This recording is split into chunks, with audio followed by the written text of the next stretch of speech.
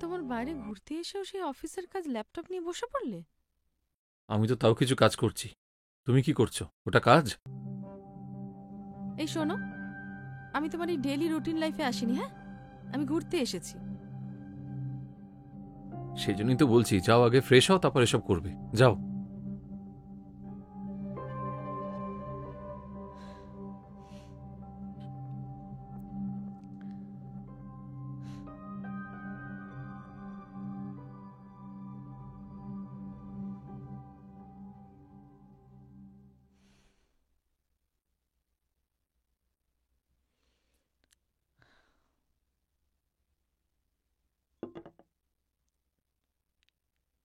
এই যা, চার্জ কমে যাচ্ছে তো মোবাইলটা।